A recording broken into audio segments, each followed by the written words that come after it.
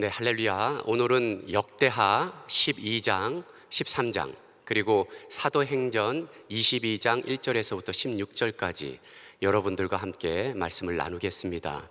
먼저 역대하 12장으로 가면은요, 나라가 견고해지고 세력이 강해진 르호보암은 여호와 하나님의 율법을 버리게 됩니다.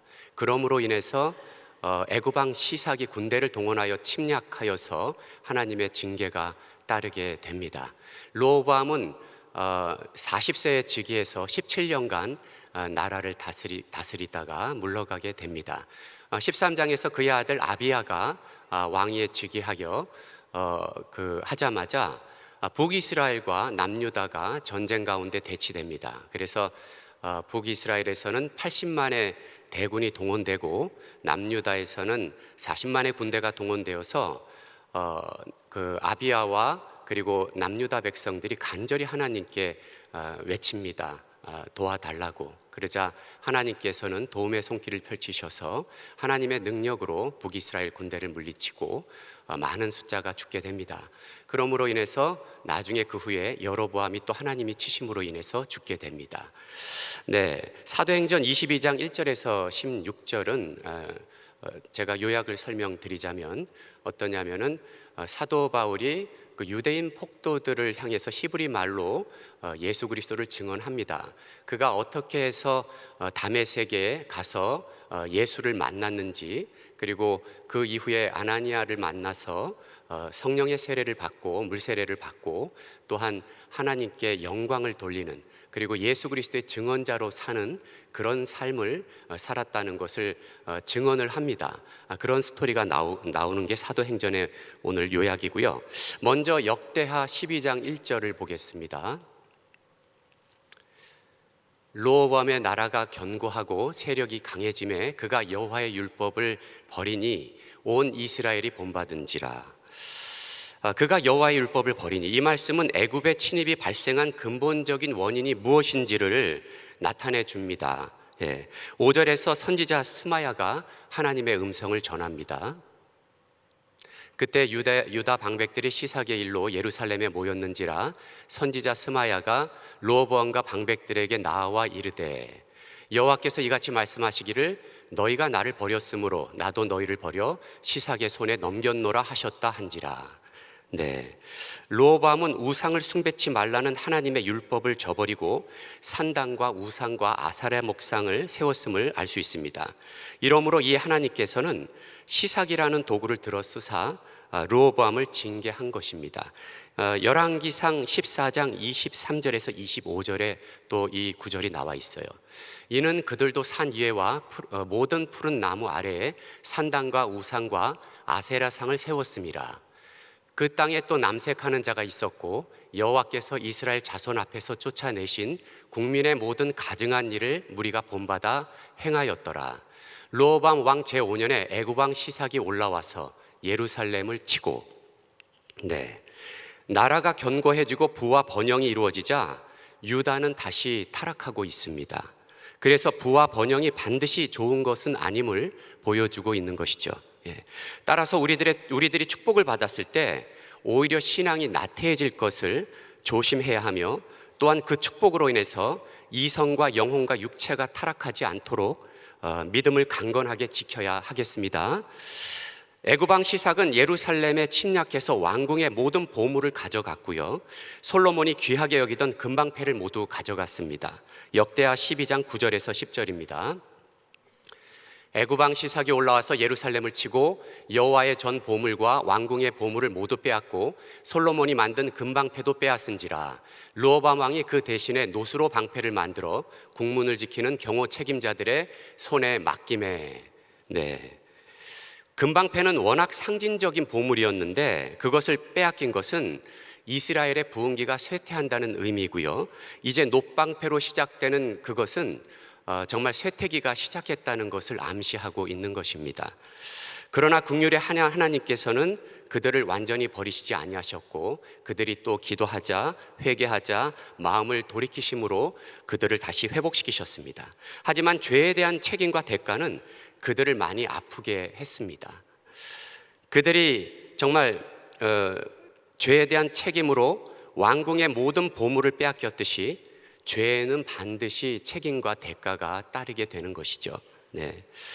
우리는 모두 죄를 두려워하며 어떤 죄라도 간과하지 말고 회개하며 자비를 구해야 할 줄로 믿습니다. 르호보암은 왕국의 여로보암과 자주 전쟁도 치루었습니다.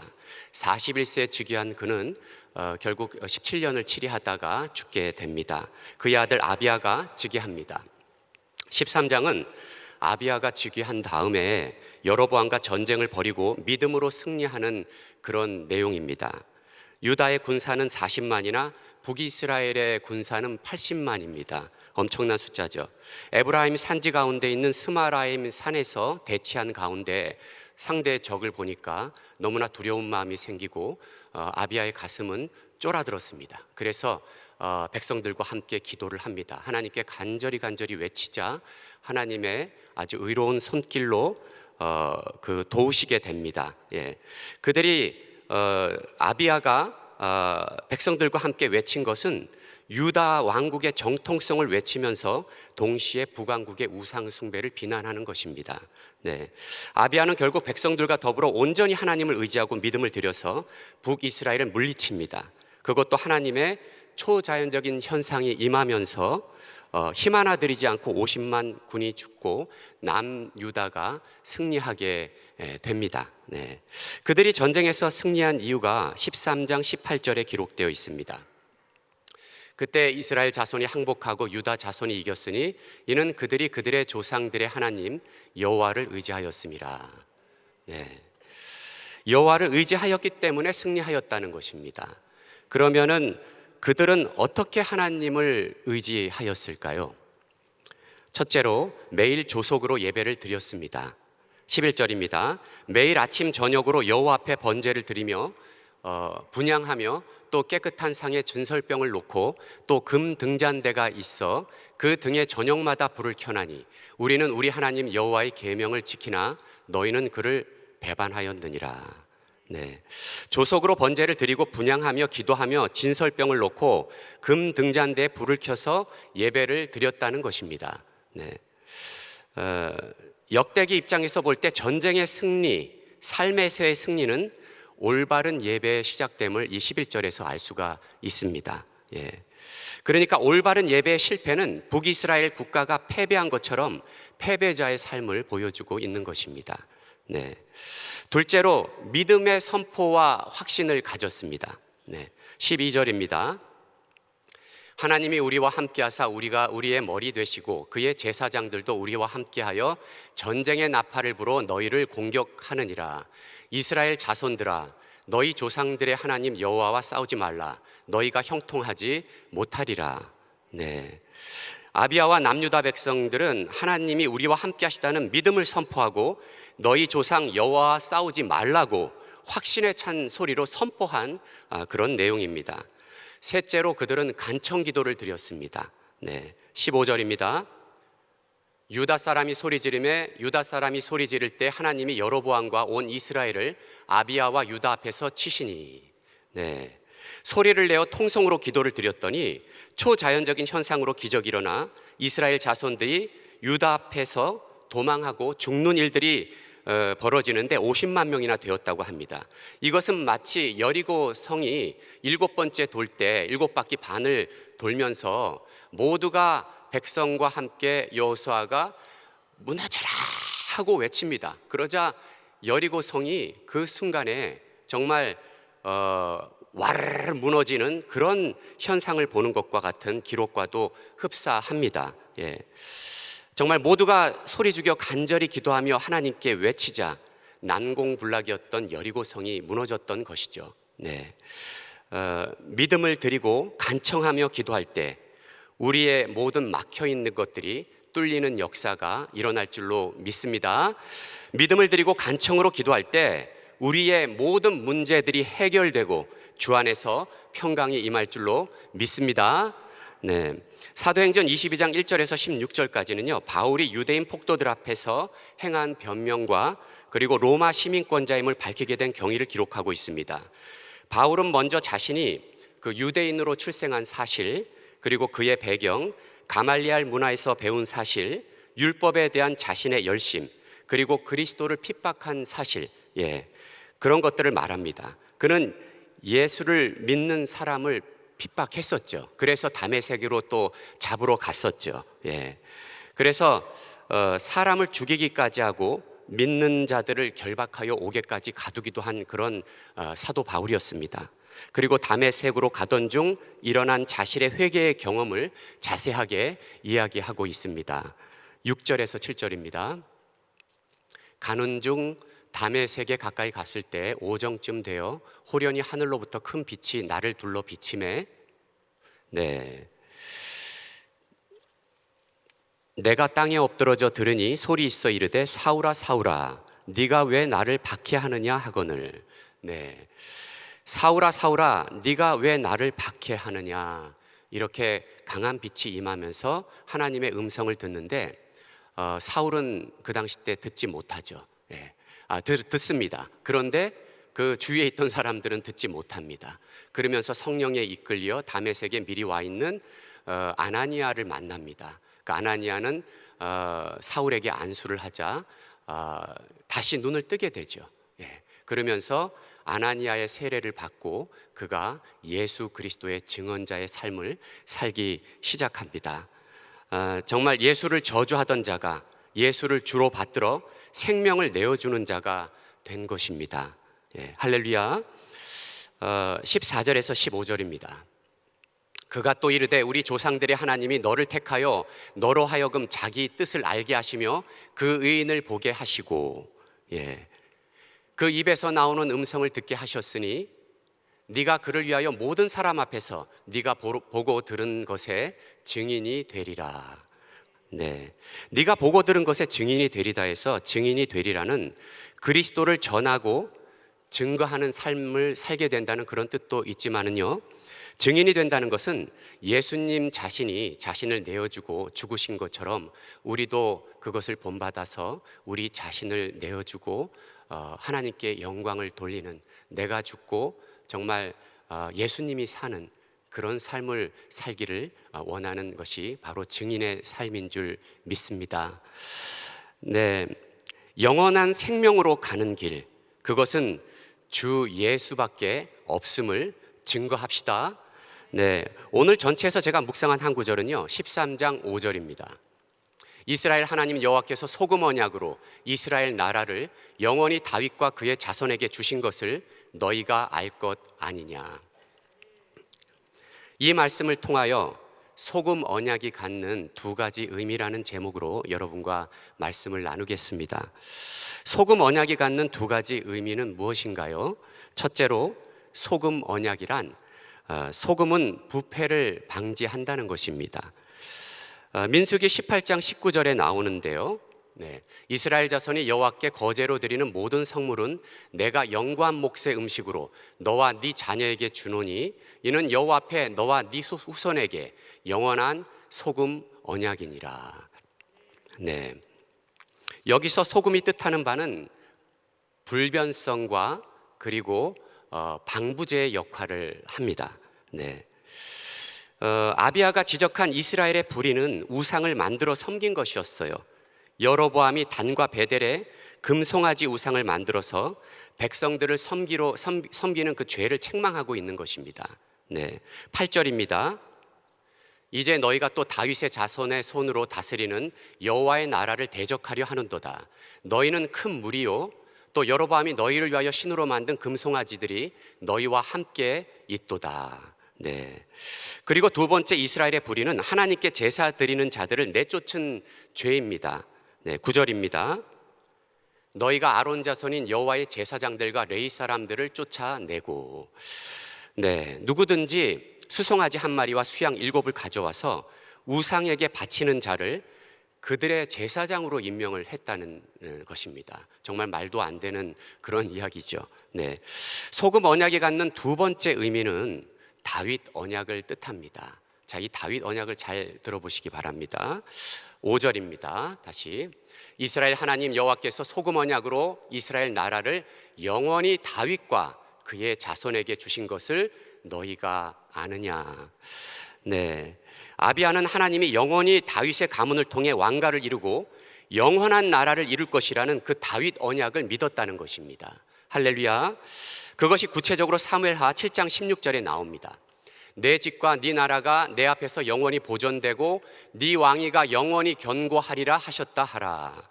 네, 다윗의 족보를 통하여 메시아가 탄생됩니다. 그리고 영원한 나라가 성립된 것입니다. 우리는 모두 예수 그리스도를 통하여 영원한 나라를 선물로 받은 줄로 믿습니다. 네, 저와 여러분도 예수님을 믿는다는 것이 우리가 영원한 생명을 얻었다는 것, 그 믿음을 잃지 않아야겠습니다. 네, 과거 10년 전 뮤지컬 이터널 라이프 10년 전에 첫 번째 할 때 타교에서도 많은 성도님들이 오셨는데 어느 나이가 지긋한 여자 성도님 한 분이 한 3개월을 연습하다가 그만두셨어요. 나간 자리에 의자에 대본이 놓여져 있는데 대본을 이제 갖다 드리려고 앞 페이지를 이렇게 폈는데 거기에 천국이 정말 있을까? 영생이 있어? 이렇게 글자가 써져 있는 거예요. 저는 많은 생각을 했습니다. 그러면서 나가게 된 동기가 뮤지컬 이터널 라이프의 핵심이 우리 주 예수 그리스도를 믿음으로 말미암아 영원한 생명을 얻었다는 그 복음을 전하는 핵심의 뮤지컬인데 그러기 때문에 그렇게 되었구나, 그런 생각을 했습니다. 왜냐하면 독생자 우리 주 예수 그리스도를 믿음으로 영생을 얻었다는 것이 뮤지컬 이터널 라이프의 핵심 메시지이기 때문입니다. 네. 우리 눈에 안 보인다고 우리의 육적인 생명의 근원인 산소가 존재하지 않는 것이 아니지 않습니까? 예. 우리의 눈에 보이지 않지만 분명히 하나님은 살아 계십니다. 네. 그리고 그 하나님께서 우리에게 예수님을 통해서 영생을 선물로 주신 것입니다. 할렐루야. 우리의 영적 조상은 아브라함이며 다윗인 줄로 믿습니다. 다윗을 통하여 예수님이 오셨고 그리고 예수님을 통하여 다윗에게 말씀하신 그 영원한 나라의 축복이 우리에게 계속 진행되게 되고 있기 때문입니다. 할렐루야. 네. 예수님의 심장 가운데 영원한 생명이 있음을 믿으시기를 축원합니다. 네. 이번에 창립 40주년 특별 공연으로 올리는 뮤지컬 다윗 왕은 바로 그 가문을 통해서 우리 주 구세주이신 예수 그리스도 메시아가 탄생된다는 그런 이야기입니다. 그래서 우리 주 예수 그리스도가 탄생한다는 다윗 언약이 결국은 알려지는 공연이 이번에 뮤지컬 다윗 왕의 공연이 되는 것입니다. 그러니까 우리가 이 복음을 전하기 위해서 전도를 해야 되겠습니까? 안 해야 되겠습니까? 많은 사람들이 와서 다윗 왕을 보는데 예수님을 영접하게 되는 메시지가 마지막 장부터 나오는 것이에요. 그러니까 많은 사람들을, 비신자들을 데리고 오시고 또 영혼 구원을 하시고 전도하는 그런 부흥의 계기가 되기를 축원합니다. 그래서 여러분들이 많이 기도해 주시고 그리고 여러분들이 사모해 주시고 도와주셨을 때 이 팬데믹 상황 가운데서도 뮤지컬 이터널 라이프가 정말 다윗 가문을 통해서 영원한 생명이 전해지고 천국 복음이 전해지는 귀한 공연이 될 줄로 믿습니다. 네, 사랑하는 성도 여러분, 이 세상의 마지막 때 우리가 살면서 붙들어야 하는 것은 다윗 언약, 소금 언약입니다. 네, 그 언약은 바로 영원한 나라의 약속임을 가슴 깊이 새겨서 모든 일에 담대함으로 승리하는 저와 여러분 되시기를 축원합니다. 기도하겠습니다. 하나님 감사합니다. 하나님 아버지, 정말 이 소금 언약은 다윗 언약이며 또 우리 주 메시아가 탄생되며 영원한 나라가 전달되는 하나님의 축복인 줄로 믿습니다. 하나님 아버지 역사하시고 인도하셔서 영생을 하나님 붙들고 마지막 때 힘차게 달려가는 저와 우리 모든 성도님들, 우리 교회 되기를 하나님 아버지 기도합니다. 성령님께서 역사하시고 이끄시고 붙드셔서 함께 동행하여 주시옵소서. 감사드리며 우리 주 예수님의 이름으로 기도합니다. 아멘. 우리 말씀 생각하시면서 예수는 나의 힘이여 같이 찬양됩니다.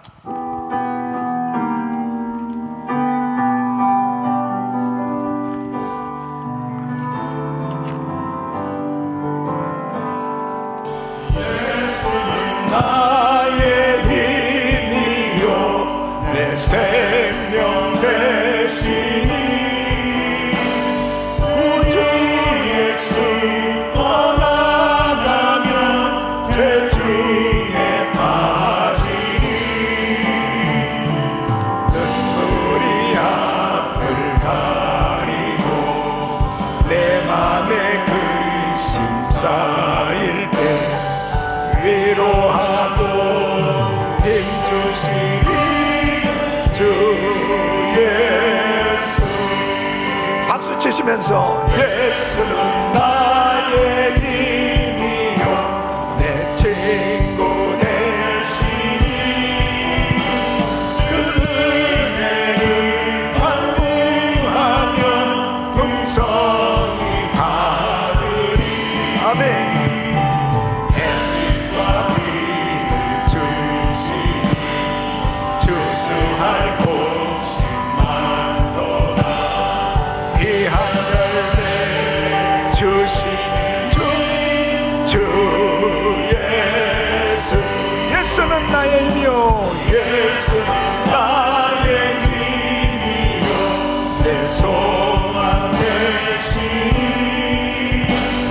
이 세상을 떠나갈 때 곧 영생 얻으리. 한없는 복을 주시고 영원한 기쁨 주시니 나의 생명 나의 구원 주 예수. 아멘. 아멘. 우리 성도님들은 반석 같은 믿음, 신실한 믿음의 사람들 되시길 축원합니다. 어려울 때는 주를 의지하는데 정말 좀 나아지고 뭔가 이제 환경에 여유가 생겨지면 하나님에게서 멀어지는 흔들리는 신앙이 되어지면 안 돼요. 온전히 주를 의지하는 신앙이 되어야 하는 것입니다. 르호보암이 이제 조금 강성해지고 나아지니까 하나님의 율법에서 떠났다고 그랬습니다. 하나님의 언약을 온전히 의지해야 바로 그의 평생이 하나님께서 책임져 주시는 그 은혜 속에서 승리할 수 있었을 텐데, 이 흔들리는 이 불안한 이 삶이 되어진 그 모습이 바로 오늘날 우리가 이 팬데믹 가운데 여러 가지 어려운 환경 속에서 나의 믿음의 상태가 어떤가 점검해 볼 수 있는 아주 정말 그 귀한 교훈을 주고 있습니다.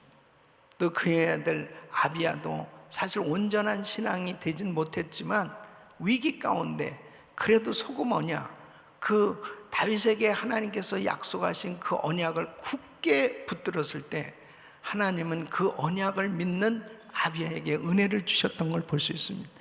어떤 환경 속에서 하나님의 약속을 붙들어야 됩니다. 그 흔들리지 말고 철저히 주를 의지하고 어떤 현실 가운데서도 하나님 바라보고 말씀 붙들고 나가면 반드시 하나님께서 책임져 주십니다. 사도 바울이 정말 그 폭도들 앞에서도 담대하게 간증하면서 복음을 전하는 그 믿음, 하나님 우리에게도 주시옵소서. 어떤 어려운 환경 속에도 예수님을 증거하고 주님을 높여드릴 수 있는 그런 담대한 신앙이 되게 하여 주시옵소서. 우리 귀한 성도님들 이번 부흥 집회를 위해서 정말 기도하시면서 하나님 주의 음성 듣게 하시고 어떤 환경 가운데서도 하나님만을 온전히 의지할 수 있는 신실한 믿음을 가질 수 있도록 은혜를 부어 주시옵소서. 그렇게 작정하고 기도할 때 우리 성도님들에게 놀라운 믿음과 은혜를 부어 주실 줄로 믿습니다. 두 손을 가슴에 모시고 몸이 아픈 분들 아픈 곳에 손 얹으세요. 하나님 아버지, 나는 온전한 마음으로 하나님을 섬기고 있는가? 어떤 현실에도 변함없이 하나님을 사랑하고 있는가? 어떤 고난에도 흔들리지 않는 반석 같은 믿음의 사람인지 오늘 말씀을 통해서 다시 한번 우리의 신앙을 점검해 볼 수 있게 하신 것 감사합니다. 아버지 하나님, 환경은 날로 변해지고 있지만 하나님의 말씀은 절대로 변함이 없이 한결같이 하나님의 사랑은 변함이 없기에 우리는 변하지 않는 진리의 말씀을 굳게 붙들고 나가기를 원하오니 주여 큰 믿음으로 역사하여 주시옵소서. 반석 같은 믿음을 주시옵소서. 요동치 않는 믿음을 주시옵소서. 하나님 아버지, 하나님의 영광을 드러내는 신실한 믿음의 사람들 되게 하여 주시옵소서. 이 시간도 연약한 육신들을 안수하사 깨끗게 하여 주시옵소서. 코로나 바이러스 소멸될지어다, 소멸될지어다. 암세포는 없어질지어다. 불치병 깨끗한 받을지어다. 종양은 사라져라. 예수 이름으로 깨끗한 받을지어다. 우울증, 불면증, 공황장애 없어질지어다. 예수 이름으로 깨끗한 받을지어다. 주여 만져 주시옵소서. 아버지, 특별히 우리 자녀들 주님 손에 부탁합니다. 이 악하고 폐역한 세대 가운데 하나님의 말씀으로 구별된 삶이 되게 하여 주시옵소서. 어떤 환경 속에서도 간절히 주를 의지하는 믿음의 사람들이 되게 하여 주시옵소서. 지혜와 명철과 총명함을 더하여 주시고 하나님의 말씀으로 충만한 삶 되게 하여 주시옵소서. 아버지 하나님, 때를 얻든지 못 얻든지 부지런히 우리의 삶이 전도하는 삶이 되게 하여 주시옵시고 우리 가정교회 그룹들의 큰 부흥이 일어나게 하여 주시옵소서. 아버지 하나님, 내일 거룩한 주일입니다. 1부, 2부, 3부, 4부, 이해운과 교육부 온 가족들이 하나님 앞에 드리는 예배 우리 주님 기뻐 받아주시고 하나님께서 이름할 수 없는 은혜를 베푸사 주의 영광을 보는 성회가 되게 하여 주시옵소서. 이제는 우리 구주 예수 그리스도의 은혜와 우리 하나님 아버지의 그 무한하신 사랑과 성령님의 감동 감화 교통 충만하옵신 은총이 어떤 현실에도 변함없이 하나님을 사랑하고 온전한 믿음으로 주를 섬기기를 원하는 모든 성도들 머리 위 이제로부터 영원토록 함께 있을지어다. 아멘.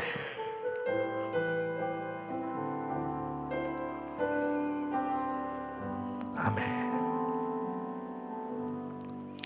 기도하실 자리 잡으시고 내일 주일 예배를 위해서 간절히 기도하시기 바랍니다. 또 저를 위해서도 기도해 주시길 바랍니다. 주여 부르짖고 기도합니다. 주여, 주여, 주여. 걸어가시고 존귀하시나